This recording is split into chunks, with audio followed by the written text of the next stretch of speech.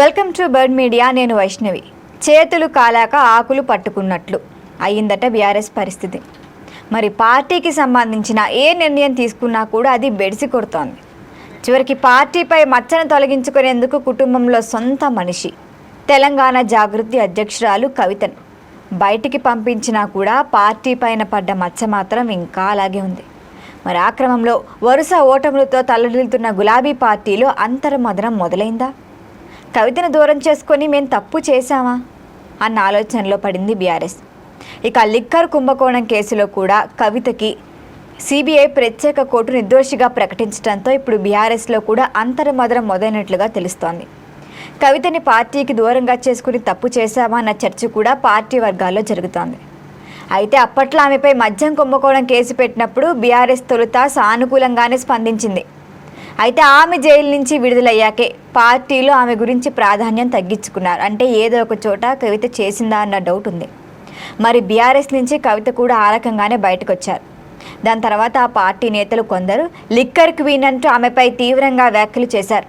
మరి అప్పట్లో సపోర్ట్ చేసిన వాళ్ళే దాని తర్వాత ఆమెను మాట్లాడడం స్టార్ట్ చేశారు. మరి రీసెంట్గా కొద్ది రోజుల క్రితమే కవితని మాజీ మంత్రి నిరంజన్ రెడ్డి ఏకంగా అడ్డంగా బుక్కై జైలుకెళ్లిన లెక్కర్ రాణి అని తీవ్రంగా విమర్శించారు. అంతేకాకుండా ఆమె బీఆర్ఎస్ పార్టీని నిండా ముంచేసింది, ఆమె వల్లే బీఆర్ఎస్ ఓడిపోయింది, ఆమెకు సభ్యత సంస్కారం అనేవి లేవని కూడా ధ్వజమెత్తారు. ఇక ఎమ్మెల్యే మాధవరం కూడా ఆమెపై సంచలన వ్యాఖ్యలు చేశారు. అయితే మాధవరం కృష్ణారావు కూడా కవితపై ఇష్టానుసారం చెలరేగిపోయారు. నువ్వు అసలు జైలుకి ఎందుకు వెళ్ళావు? తెలంగాణ నుంచి ఢిల్లీ వరకు నీ అవినీతి బాగోదం అందరికీ తెలుసు, నాకు తెలుసు, కొత్తగా చెప్పాల్సిందేం లేదు. నీకొక్క పేరు కూడా విస్కీ అనే పెట్టుకున్నావు, అంటే నీకు విస్కీ ఇష్టమా అని కూడా మాట్లాడారు. ఢిల్లీలో కేజ్రీవాల్ నీతో పాటు నాశనం చేసావు, మరి ఇప్పుడు ఈ తెలంగాణలో కేసీఆర్ పేరుని చెడగొట్టావు, కేటీఆర్ని చెడగొట్టావు, ఇక బీఆర్ఎస్ను కూడా నాశనం చేయాలని చూస్తున్నావంటూ ఘాటుగానే విమర్శలు గుప్పించారు కవితపై. మరి బీఆర్ఎస్కు చెందిన మరికొందరు ఇతర నేతలు కూడా కవితని మద్యం కేసు విషయంలో విమర్శించారు. అయితే ఇప్పుడు అదే కేసులో ఆమెకి క్లీన్ చిట్ వచ్చింది. మరి దీంతో బీఆర్ఎస్కు మింగుడు పట్టడం లేదని విధంగా మారిందని కూడా ఆ పార్టీలో కొందరు నేతలే అంటున్నారు. అనవసరంగా నోరు జారామనుకుంటున్న నేతలు కూడా ఉన్నారు, పైకి మాత్రం ఏం మాట్లాడట్లా. మరి పార్టీలో ఉక్కిరి బుక్కి అయిన కేసీఆర్ కుటుంబానికి చెందిన ఆడబిడ్డ పార్టీలో ఒకప్పుడు కీలకంగా ఉన్న నాయకురాల్ని అంత ఘాటుగా విమర్శించటం, ఇప్పుడు ఆమెకు అనుకూలంగా తీర్పు రావటం పార్టీలోని కొందరిని ఉక్కిరిబిక్కిరి చేస్తోంది. మరి కవితపై రాజకీయపరమైన విమర్శలు చేసినా లేదంటే ఆమె చేసిన ఆరోపణలకు సమాధానాలు చెప్పినా పర్వాలేదు, కానీ మధ్య కుంభకోణంలో ఆమె తప్పు చేశారని, అవినీతికి పాల్పడ్డారంటూ సొంత నేతలే మాట్లాడడమే కాస్త ఇబ్బందికరంగా మారింది. మరి ఇప్పుడే అది ఇంకా బీఆర్ఎస్ పార్టీకి తలనొప్పిగా మారిందన్న చర్చ కూడా నడుస్తోంది. మరొక వైపు తనపై ఇలాంటి విమర్శలు చేయటం వెనుక ఒక పెద్ద నాయకుడున్నారని కవిత ఆరోపిస్తున్నారు. అయితే తనపై చేస్తున్న కుట్రలు చివరకు ఆయనకే తిరిగి తగులుతాయి, నన్ను ఏమన్నారో కూడా అవన్నీ తిప్పి వాళ్ళకే జరుగుతాయి అని కూడా మాట్లాడారు.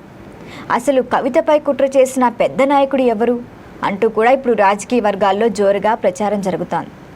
మరో సందర్భంలో హరీష్ రావుపై, సంతోష్ కుమార్పై బలమైన ఆరోపణలు చేశారు కవిత. మరైతే వీరే కవితపై కుట్రలు చేసి కవితను పార్టీ నుంచి బయటకు పంపారా? ఇదంతా ప్రీ ప్లాన్డ్గా జరిగిందా అన్న అనుమానాలు కూడా వ్యక్తమవుతున్నాయి. మరి ఈ నేపథ్యంలో కవితకి కోర్టులో న్యాయం జరిగింది, అయితే కవిత బయటపడింది అని కేటీఆర్ ట్వీట్ కూడా తప్పనిసరి పరిస్థితుల్లో చేయాల్సి వచ్చిందే అన్న అభిప్రాయం కూడా వ్యక్తమవుతోంది.